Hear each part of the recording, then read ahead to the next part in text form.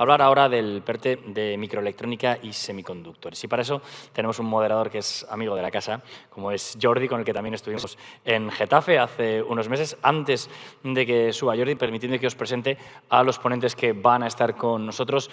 Jaime Martorell es quizás la persona que mejor puede hablarnos del PERTE de microelectrónica y semiconductores, y con él va a estar también Teresa Riesgo, que va a estar de forma virtual, va a estar a través de la pantalla porque no quería perderse esta cita, y cerrará esta mesa Pedro Mier, presidente de la AMETIC. Os voy a pedir a los tres que subáis mientras nuestros compañeros van preparando la comunicación con Teresa. Jordi ha tenido una idea que nos ha gustado especialmente, y es: vamos a abrir la recta final de esta mesa redonda para que todos podáis participar y podáis preguntar. Así que tendremos a nuestros compañeros distribuidos por el patio de butacas con un micrófono.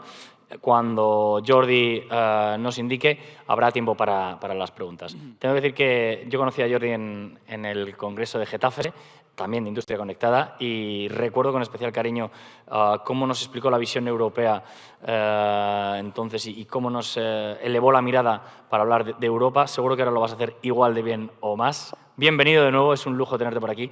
A los tres, y a Teresa, que en cuanto esté preparada la pantalla podremos saludarla también. Están nuestros compañeros. Ahora creo que ya nos puedes escuchar, Teresa. Pues entonces, si Teresa nos escucha y estamos todos listos, Jordi, adelante, todo tuyo. Muchísimas gracias. Muchísimas gracias, Nico. Muchísimas gracias a todos los asistentes y muchísimas gracias. Lo primero que me gustaría es agradecer a la mesa y al panel de excepción que tengo y que compartimos aquí. La verdad que, como decía Nico, bueno, pues queremos hacer una exposición y queremos hacer que sea una charla, y por eso vamos a reducir un poco de nuestro tiempo para dar lugar a que si hay alguna duda sobre el PERTE, que seguro que la habrá, sobre el PERTE y sobre los diferentes programas públicos que llevamos a cabo en los diferentes ministerios, y luego también la visión de la industria por parte de Pedro Mier, pues nos podáis preguntar y que sea dinámico, ¿no? Destacar, antes de preguntaros sobre las diferentes cuestiones que nos atañen, sí que me gustaría hacer una breve introducción del sector de los semiconductores, un sector en el que hace 30 años Europa lideraba con un 43% de la cuota de producción mundial, y que a día de hoy producimos menos de un 10% de los semiconductores, ¿no?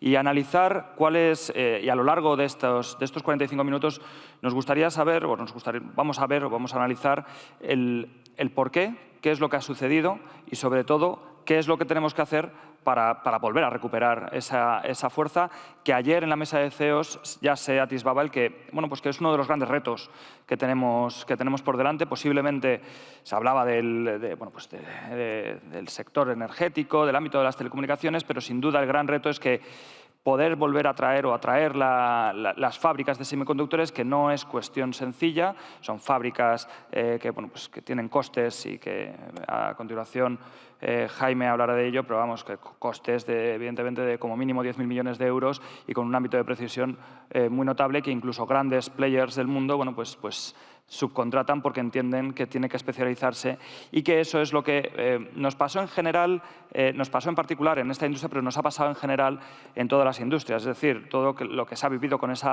el offshoring, ¿no?, de toda la industria, en el cual se pretendía o se entendía que la propiedad intelectual era lo importante, que las patentes, evidentemente, y ese conocimiento y el registro, la propiedad intelectual, ¿no?, era lo que era capital, y que la fabricación era una cuestión simplemente de trámite.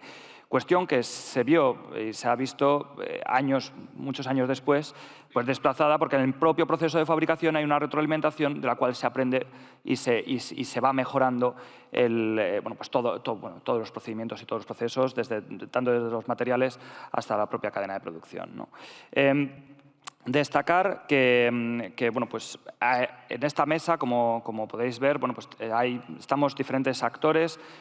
Digamos que yo soy un poco juez y parte. Estamos el Ministerio de Industria, Ministerio de Economía, en remoto Teresa desde el Ministerio de Ciencia y luego en representación de la industria, pues Pedro Mier, y que vamos a tratar de dar las visiones que tenemos cada uno desde nuestro ámbito, ¿no?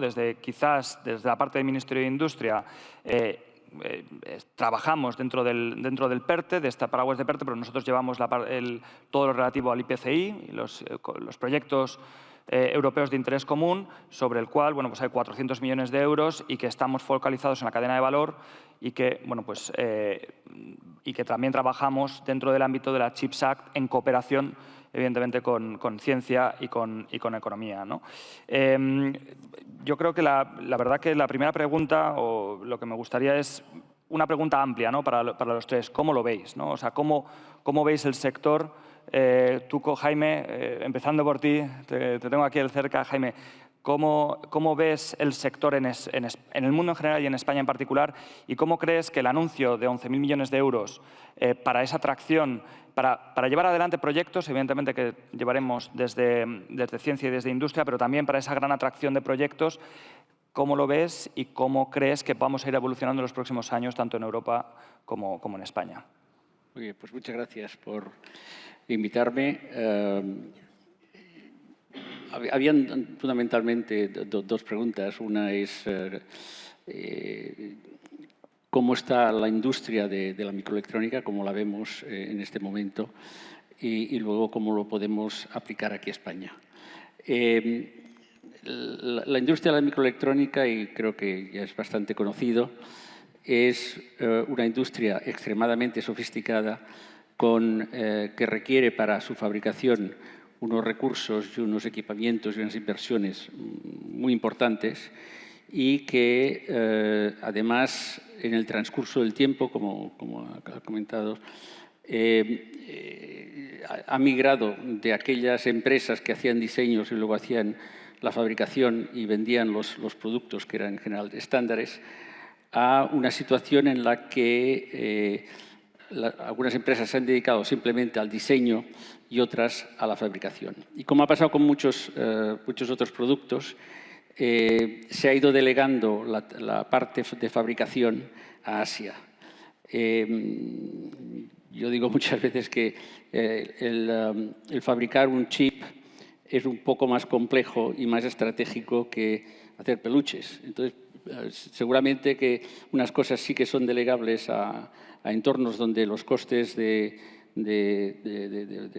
laborales y de fabricación, etcétera, se pueden exportar. Pero hemos llegado a la conclusión, tras este proceso un poco inconsciente, hasta que realmente ha habido una problemática, de que había que reconducir la situación. Por dos razones. Una, porque efectivamente, como has dicho, el porcentaje de fabricación de chips comparado con el mercado de Estados Unidos es un 12% hoy en día y en Europa estamos alrededor del 8%. Y la mayor parte de la fabricación se está realizando en países asiáticos, donde tienen literalmente 70-80% de la producción, también la más avanzada en muchos casos, y además en una situación que ahora a la cual somos mucho más sensibles, que es la situación geopolítica. Es decir, Taiwán por sí sola pues representa el 56% de la fabricación mundial. Por tanto, es una situación delicada y que, por diversas razones, las que he expuesto y muchas otras, tanto Estados Unidos como Europa hemos decidido de que hay que reequilibrar este balance. Y, por tanto, hay un movimiento, tanto en Estados Unidos como en Europa, de traer nuevas fábricas, de adoptar una parte más importante de la capacidad que hay que fabricar, y se han marcado objetivos. Estados Unidos yo creo que es de 30% del mercado mundial para 2030 y en Europa nos hemos marcado un objetivo del 20%. Por tanto, tenemos que incrementar la capacidad de fabricación de microelectrónica, de chips aquí en Europa, prácticamente 4 veces lo que estamos fabricando hoy. Habrá que establecer y desarrollar una capacidad de fabricación importante con muchas fábricas, no solo 2 o 3, sino habrá que multiplicar el número de fábricas y tener una cierta autonomía de abastecimiento, a pesar de que cada fábrica, y debo indicarlo, es importante, cada fábrica se especializa en un tipo de tecnología. Y cuando hablamos de componentes en una aplicación, hay diversos tipos de componentes, no todos vienen de una fábrica.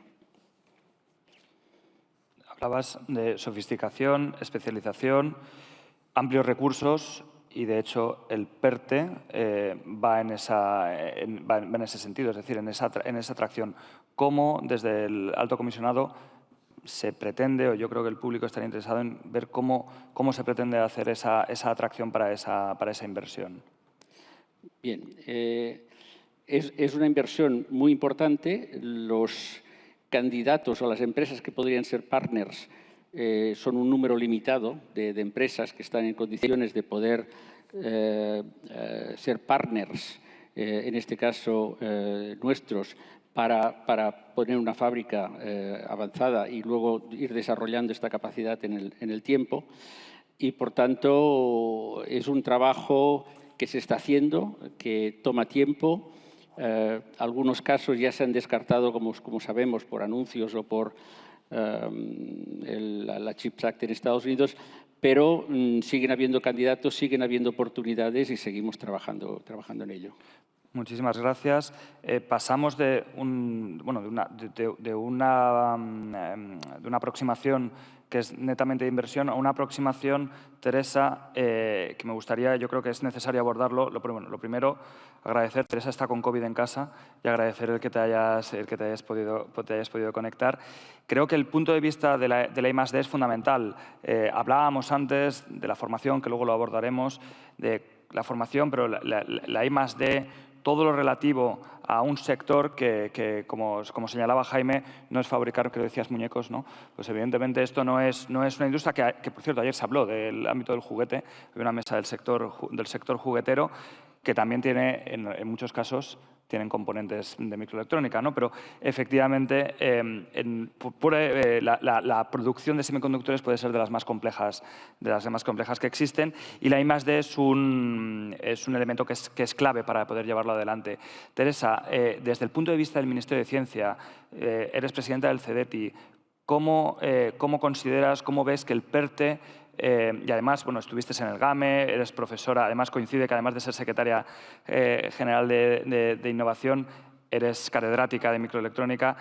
¿Cuál es tu visión sobre lo que se tiene que hacer, o cómo es la situación en España y cómo se tiene que abordar la I+D+I en el ámbito de los semiconductores?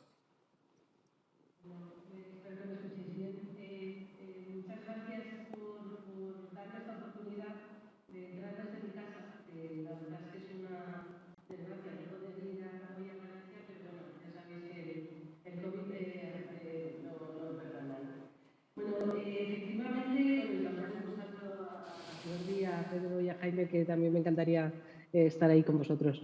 Bueno, la I+D en un sector tan sofisticado como este está por todas partes. Quiero decir que podríamos pensar en un sector donde hay tan pocos actores, donde la tecnología ha crecido de tal manera y tan rápido en los años en los que hemos podido estar viendo lo que pasaba. Esto es gracias a que ha habido I+D por todas partes. Y la I+D afecta tanto a lo que son los procesos de fabricación, y no estoy hablando solo de las plantas, sino del propio proceso en sí, de lo que ocurre dentro de las plantas de fabricación. Pensemos que igual que hay muy pocos fabricantes de chips, hay muy pocos fabricantes de las máquinas que hacen los chips. Prácticamente hay uno que está en Holanda. O sea que quiero decir que es curioso cómo se ha ido anulando la diversificación en los distintos ámbitos. Entonces, la I+D también afecta mucho a los materiales, a las propias máquinas, a la forma en la que se ponen en marcha esas fábricas tan sofisticadas y con esas características. Pero además, el I+D también afecta mucho al propio diseño. Durante un tiempo, y esto, bueno, yo lo viví en mi vida anterior, siempre hablábamos de una cosa que llamábamos el hueco de la productividad, el productivity gap, y es que la tecnología de los semiconductores andaba mucho más deprisa, crecía mucho más deprisa de lo que los diseñadores podían diseñar. Y entonces cada vez los circuitos eran más complejos, pero no llegábamos a hacerlos a tiempo, ¿no? Y entonces no se aprovechaba toda esa complejidad que teníamos ahí. Y eso se consigue también con I+D, con un I+D que tiene que ver con la arquitectura de los chips, con las herramientas de diseño, con las metodologías de diseño que han cambiado muchísimo. Y en todo eso es en lo que nosotros estamos haciendo esfuerzos. Por desgracia, y como ya ha comentado Jordi, en Europa, no solo en España, sino que esto se ocurrió en Europa y ocurrió también en los Estados Unidos, por cierto, no solo se perdió un poco el rumbo, ¿no? O el interés por la fabricación de los microchips, sino por todo lo que tuviera que ver con el hardware. Y esto, no sé, Pedro también lo ha vivido también en primera persona y seguro que nos puede decir algo más, ¿no?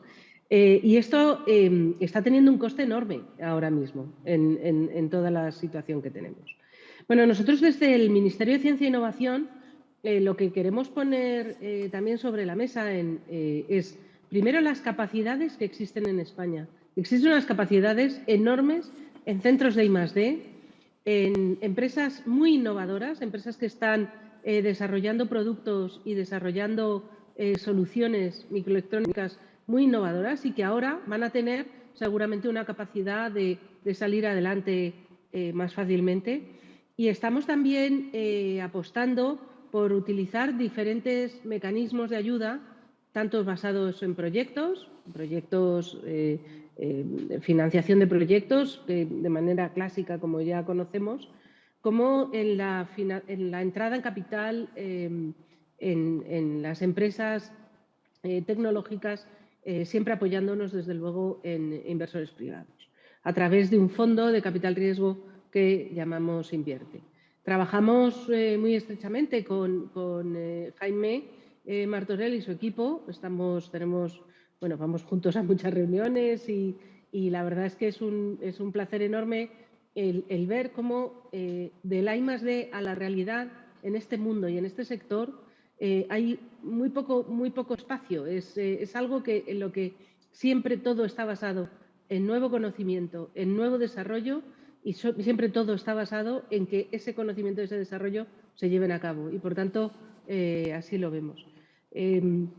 Por otro lado, yo creo que hay otras muchas cosas que aportar en este ámbito, pero también me gustaría destacar la importancia de la cohesión del ecosistema. Y en ese sentido creo que eventos como este, la labor que hace AMETIC también en eso es muy importante, y creo que esto es algo que, si queremos atraer inversión extranjera, nos van a pedir. Me quedo con esto último que has dicho sobre el ecosistema, sobre lo importante que son los ecosistemas. En este congreso también han tenido un papel relevante los clústeres industriales. También está teniendo lugar el Congreso de Fotónica, que es uno de los ámbitos, Teresa, que tú también conoces y que bueno, pues hemos tenido la suerte de poder contar, les veo entre el público, de contar con ellos y de saber cuál es su aproximación dentro de este, podríamos decir, subsector dentro de los semiconductores, ¿no? Y estos ecosistemas, generalmente, y lo conocemos desde las políticas del Ministerio, ¿no? Con los hubs de innovación o con los clústeres, tienen una colaboración y la aproximación siempre es público-privada, ¿no? Y en ese sentido, Pedro, la verdad que me gustaría formularte esta pregunta, es ¿cuál es tu visión sobre, desde el punto de vista del sector privado, como representante o como presidente de la patronal de referencia en el ámbito de, ámbito de la electrónica, del ámbito de los semiconductores, ¿no? Y que, esta colaboración, y hemos hablado muchas veces sobre cuán necesaria es la colaboración público-privada para poder llevar adelante ese desarrollo económico en cuanto, bueno, pues, que nos encontramos ahora mismo. Vamos. Muy bien, pues muchas gracias pues, también por invitarnos y tener la oportunidad de participar y expresar nuestra opinión. Antes de contestar a tu pregunta, querría también dar mi opinión del tema general, ¿no? Porque efectivamente, viendo lo que le ha pasado a Europa, es como para deprimirse, ¿no? Pero hay que ver por qué ha pasado lo que ha pasado, ¿no? Porque, como bien decía Teresa, pues resulta que la tecnología de base, las máquinas que tienen precisión suficiente litográfica como para hacer los chips más avanzados son europeas. Algunos de los institutos más importantes del mundo de diseño están en Europa. Entonces, ¿qué ha pasado? Si tenemos know-how, ¿qué ha ocurrido? Pues ha ocurrido, como mi amigo el profesor de innovación Xavier Ferrás dice, que estamos en el continente ingenuo. Europa ha sido el continente ingenuo, porque, como bien defiende Mariana Mazzucato, en vez de hacer lo que nuestros competidores bloques hacen, pues hemos hecho lo que alguno decía que había que hacer. O sea, nada. Es decir, bueno, pues esto es libre, el mundo es plano, se puede ir a cualquier lado, no pasa nada. Pues sí pasa, como estamos viendo. Nos vamos al nivel español y entonces, a mí me preguntan muchas veces, ¿cómo estamos en España? Yo siempre, casi en todos los ámbitos que me preguntan, digo lo mismo. Mejor de lo que creemos y mucho peor de lo que deberíamos estar. En el caso concreto de la microelectrónica diría lo mismo, solo que muchísimo peor de lo que deberíamos estar, ¿no? Pero mejor de lo que creemos. Es decir, tenemos cosas importantes, como bien decía Teresa Riesgo, tenemos instituciones muy capaces, tenemos profesionales de primer nivel, tenemos entidades tanto de investigación como empresas, etcétera, que hacen cosas muy meritorias. Lo que nos hace falta es una estructura articulada, es decir, una estrategia de país, unos objetivos de país, unas ambiciones de país que sitúan las empresas españolas de España, y supongo que todo el mundo entiende lo que digo con eso de españolas de España. Es decir, empresas españolas son todas las que están en España, lógicamente, sean vengan de donde vengan. Las empresas españolas de España son las que además toman sus decisiones en España. Y eso no es un aspecto poco relevante, es un aspecto relevante. Tiene que haber todas, es importante que haya todas, es muy importante que vengan inversiones de las empresas más punteras, claro que sí, pero tenemos que tener esa famosa recuperada concepto de la autonomía estratégica o de la capacidad de decidir, que no tiene nada que ver con la autarquía, tiene que ver con la capacidad de aportar y colaborar con otros desde la aportación. Y eso es algo que no debemos perder de vista. Es decir, el objetivo de una actividad tan importante como el plan, como el PERTE Chip en este caso, del que nos ocupa, tendría que tener como objetivo como primer objetivo, objetivo paraguas, que el resultado de todo esto fuera tener una estructura empresarial en España capaz de intervenir junto con otros, obviamente, claro que sí, colaborando con otros, pero aportando. Y eso supone pues tener, como digo, centros de decisión, gente capaz. Gente capaz tenemos mucha, tenemos gente dirigiendo las primeras empresas del mundo que son españoles y formados en España. O sea que eso no nos debe preocupar. La pregunta que me hacías de la colaboración público-privada, pues eso es esencial. En este sector es vital. Como se ha visto, afortunadamente ha cambiado el lenguaje en la Comisión Europea, porque todos sabemos perfectamente que hace muy poquito era anatema hablar de según qué cosas. Ahora resulta que es importante, bueno, pues bienvenida a la luz, bienvenida a la luz, es muy importante. Entonces, es muy importante la colaboración público-privada, o como nuestro querido alcalde de Málaga decía, privado-pública, ¿no? Es decir, vamos a medias, pero mandamos las empresas. ¿Qué quiere decir? Quiere decir, hay que enfocarlo, no se trata de mandar, se trata de enfocar hacia hacia las necesidades, hacia las oportunidades del mercado, que al final es lo que hace andar la rueda. Nosotros, en ese sentido, desde Ametic estamos lanzando una iniciativa que seguramente algunos habréis oído hablar, que es la red de innovación Ricardo Valle, en homenaje a una persona muy querida por todos en nuestro sector. Yo, desde luego, porque además fue profesor mío y fue el primer director de la Escuela de Telecomunicaciones de Barcelona, ingeniero de telecomunicación malagueño ilustre, que rompió moldes, y en ese sentido, por eso le hemos puesto ese nombre, como los alemanes le han puesto a Fraunhofer, o bueno, pues por poner de manifiesto que hubo gente que luchó y tuvo visión en ese sentido. Entonces, ¿qué pretendemos con esta red de institutos? Los institutos estos no pretenden ser un nuevo, ni competir ni con los centros ni tecnológicos, ni con las universidades. Lo que pretenden ser son polos donde las empresas se junten para innovar desde la necesidad y los objetivos de las empresas. ¿Colaborando con quién? Con todo el que quiera colaborar. No se trata de crear un ente más que haga más lo que otros hacen, sino que aglutine a todos los que puedan aportar. Y con una colaboración, pues eso, público-privada, como decía bien, privado-pública, por aquello de no perder de vista que a donde se tiene que dirigir es a donde están las oportunidades. ¿Por qué el mercado? ¿Por qué el denostado mercado? Que parece que esa es otra de las cosas que en nuestro país parece que no se puede decir.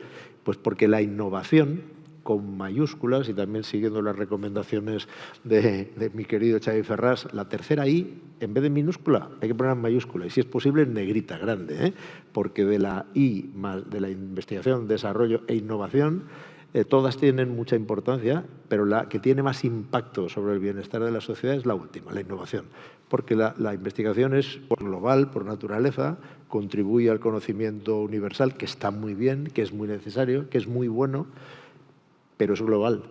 Todo el mundo se puede beneficiar, como es lógico, salvo si le ponen algunas pegas, como ahora el gobierno chino le está poniendo de restricciones, ¿no? Pero la innovación es territorial. La innovación se desarrolla en el territorio, genera riqueza, genera empleo y, por tanto, es la que debería llamar más la atención y a donde se deberían dedicar con prioridad los recursos públicos, porque al final los recursos públicos vienen del esfuerzo de los contribuyentes y a ellos hay que devolverles el resultado.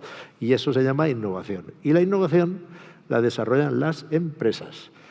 Quien crea riqueza son las empresas. Es decir, la riqueza se crea como resultado de todo el conjunto de esfuerzo, ¿no? Pero se concreta en la innovación y esa la desarrollan las empresas. Muchísimas gracias, Pedro.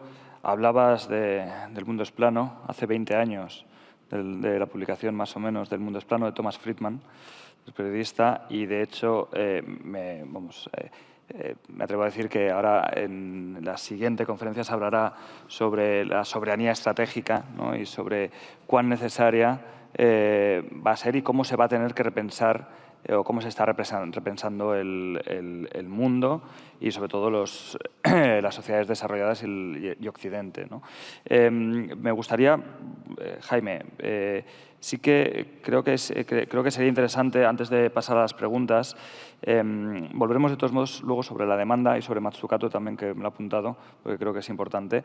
Sí que me gustaría saber, Jaime, ¿qué herramientas disponéis en el comisionado, ¿no? para poder impulsar a esta industria puntera? Yo creo que esto es algo que a la audiencia le interesa y que creo que desde las instituciones públicas, ¿no? Desde este lado, si incluimos a Teresa que tengo aquí, pues es lo que tenemos que ofrecer, ¿no? Es decir, oye, estamos poniendo a vuestra disposición determinadas líneas y tenemos que ver y tenemos que hacer ese diálogo público-privado para poder ajustar al máximo y que, bueno, pues por ende se pueda generar, como dice, ese retorno que señalaba Pedro ahora mismo, porque al final las empresas sois los que pagáis impuestos y sois los que lleváis a, bueno, una parte importante de quienes pagáis impuestos y generáis riqueza y que retorna para que, bueno, pues para el bien de la sociedad, ¿no? Bien, no sé, ¿se oye? Creo que no. Parece que no. ¿Se me oye? Ahora, sí, ahora sí, gracias. Bien, en cuanto a recursos, si hablamos de recursos financieros, el PERTE está dotado de 12.250 millones de euros, de los cuales 9.100 están asignados al eje 3, que es la fábrica, y los otros 3.000 y pico de millones son para los ejes 1, 2 y 4, que son para ayudar en los proyectos científicos. Luego, en el eje 2, está enfocado 1.300 millones para desarrollar y potenciar la capacidad de diseño de chips en España, y en el cuarto eje también queremos apoyar e incentivar las industrias que efectivamente acaban consumiendo estos chips y utilizándolos para sus productos. La parte, digamos, de la fábrica, que son los 9.100 millones, una o dos fábricas, dependerá un poco de las circunstancias, están asignados para, según la regulación de la comunidad, aportar ayudas a un partner, a un fabricante que esté dispuesto a poner una fábrica avanzada en España. Quizá lo que también interesa bastante es la otra parte, los 3.000 y un tanto millones de euros, en los cuales en el eje 1 está bastante bien definido. Sobre todo una gran parte irá a un proyecto del BSC, del Barcelona Semiconductor Cluster, y Supercomputing, perdón, en el que junto con Intel desarrollarán aceleradores de HPC utilizando la tecnología RISC-V. Este está bastante definido. También hay capital para otros apartados quizá menos cuantiosos, pero el foco está en desarrollar el ecosistema científico, y ahí nos volcaremos.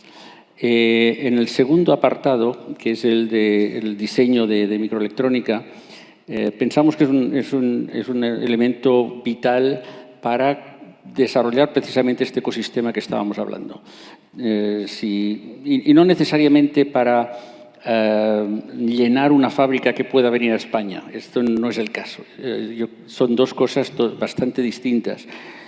Cuando un automóvil se fabrica o se fabrica cualquier otro producto, tiene una combinación de chips de diferentes tecnologías, y por tanto cuando se fabrica un producto se consumen chips de diferentes fábricas, de diferentes tecnologías. La fábrica que exista en España o las dos fábricas abastecerán seguramente a nivel global y no estarán enfocadas precisamente en las aplicaciones que se puedan hacer en España o en Europa en este caso. Pero forman parte de este ecosistema global y de este balance que tiene que tener Europa de capacidad de fabricación. La parte del diseño es fundamental. Los diseños que se harán a lo mejor no se fabricarán necesariamente aquí, dependerá de la tecnología que se utilice, pero estamos poniendo mucho esfuerzo en fomentar este eje 2, que pensamos que es vital para que el ecosistema se multiplique y se continúen generando nuevas aplicaciones, nuevos chips. Y el cuarto eje que he mencionado anteriormente también es importante, puesto que debemos ayudar a desarrollar aquellas aplicaciones que utilicen chips. Insisto, no necesariamente los que fabriquemos, pero fabricaremos los que se necesiten en estas aplicaciones y en otras aplicaciones a través del mercado global. Muchísimas gracias, Jaime. Al hilo de estas pinceladas que has trazado sobre el PERTE, me da pie a preguntarte, Teresa, cómo contribuye dentro de este marco global, cómo contribuye desde el Ministerio de Ciencia, cómo contribuye el Ministerio de Ciencia al PERTE, es decir, cuál es el grano fino que desde Ciencia vais a trazar sobre todo lo que está exponiendo Jaime. Bueno, nosotros, para empezar, ponemos, o sea, lo que vamos a poner a disposición, desde luego, del PERTE y de todo lo que haga falta para su desarrollo, es todas las instituciones que dependen de nosotros, en el ámbito científico y dentro de este sector, empezando por el Barcelona Supercomputing Center, que como sabéis es en parte es del Gobierno de España, del Ministerio de Ciencia e Innovación, el 51% del BSC, ¿no?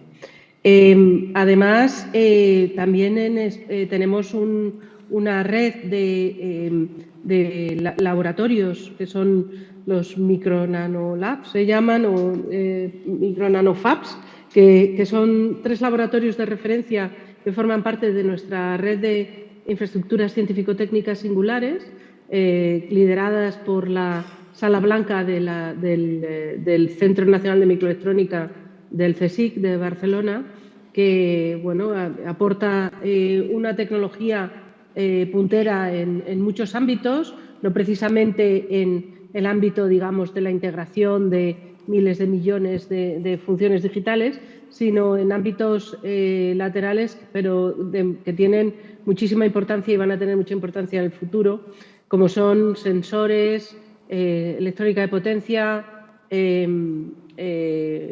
quantum, fotónica, etcétera, ¿no?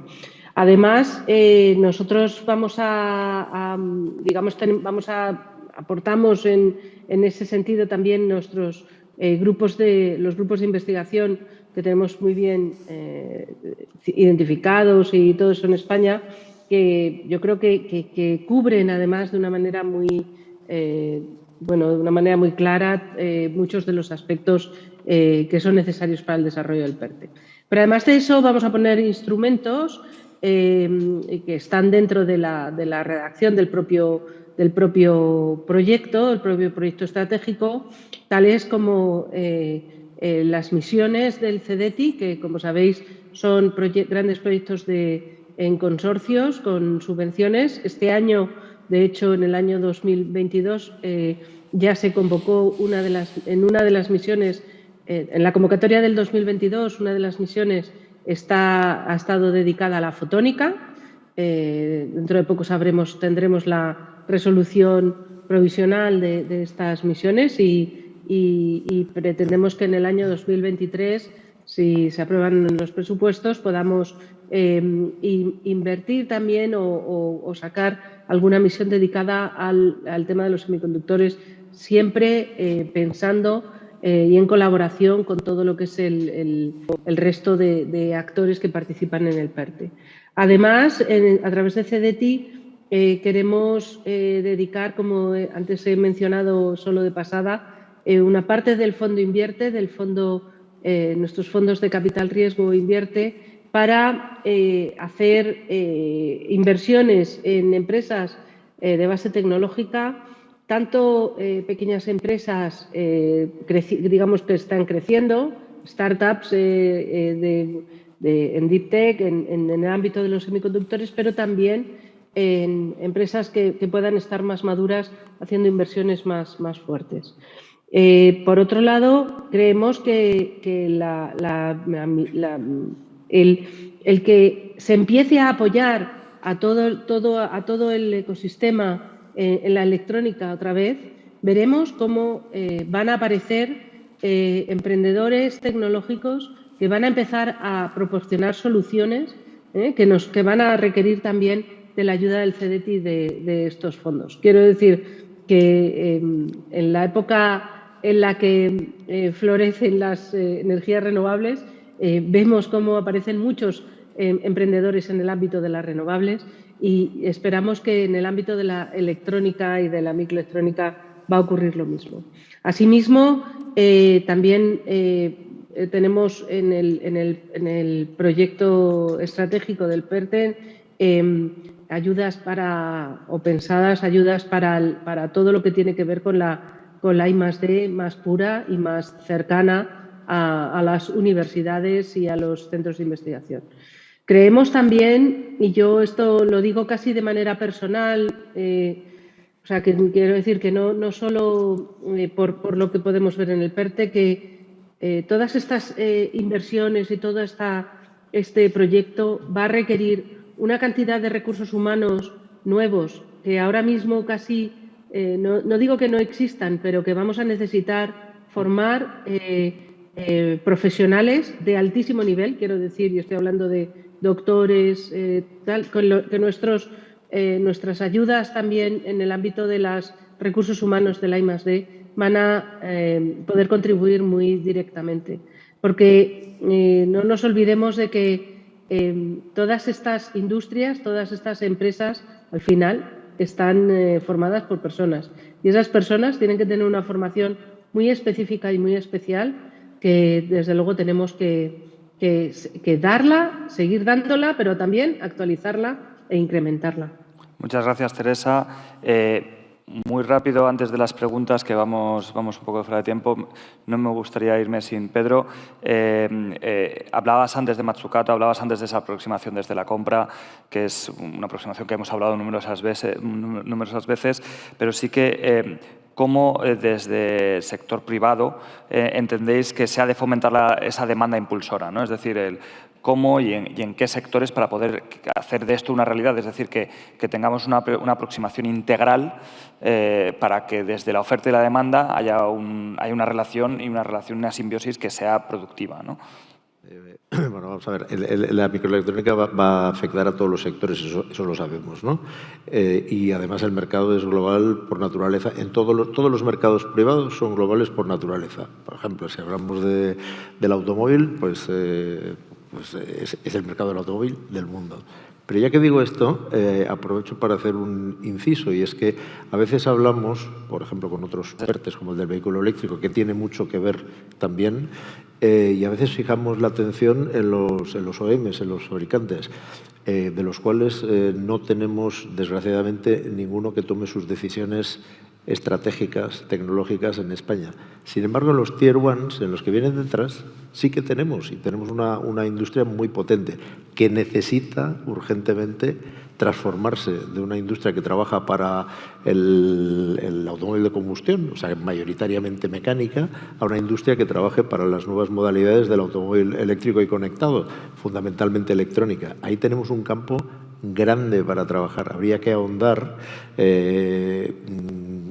por esas líneas, ¿no? Ese es un ejemplo. Desde luego, todo lo que se refiere a la fabricación, a la industria conectada que ocupa este congreso, es un campo enorme para desarrollar aplicaciones en las que sí que somos muy buenos a nivel y referente a nivel mundial, también en el sector del automóvil. Ahí hay un campo estupendo para desarrollar cosas.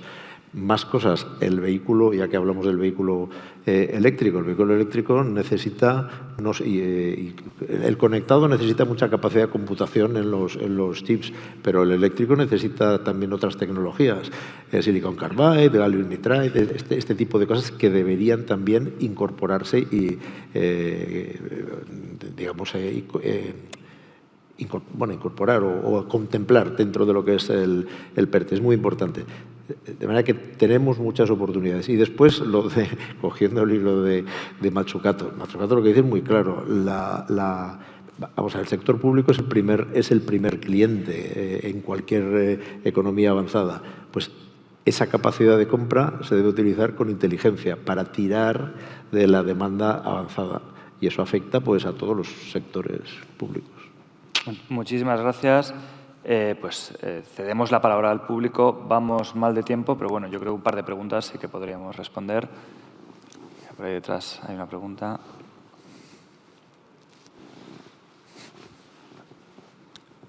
Sí, Jaime Bartoley ha hablado sobre todo de los ejes 1, 2 y 4. Me gustaría saber que profundizara sobre el 3, en concreto sobre esa línea para las fábricas de menos de 5 nanómetros.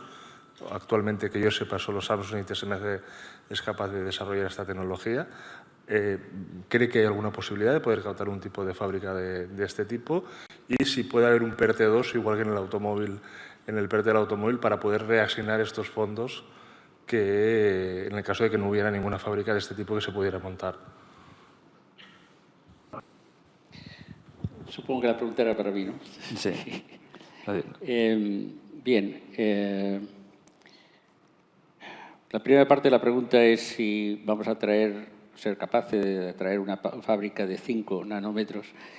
Yo quiero explicar claramente que es una referencia, es decir, sí, lo ideal sería una fábrica de 5 nanómetros, pero ninguna de las fábricas que se han anunciado como futuras fábricas aquí en Europa son de 5 nanómetros.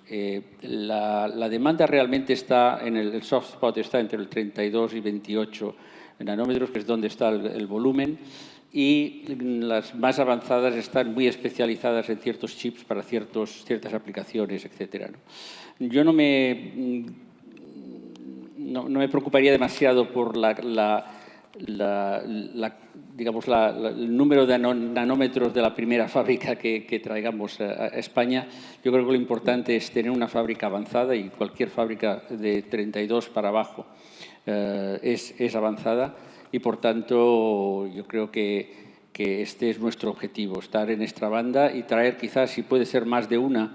La segunda sería quizá en otra tecnología que requiera menos inversión, pero el tiempo dirá, porque no es una cosa que nosotros podamos poner a concurso y decir queremos esto y entonces ellos vienen, sino que debemos de buscar estos partners que nos ayudarán a conseguir este objetivo.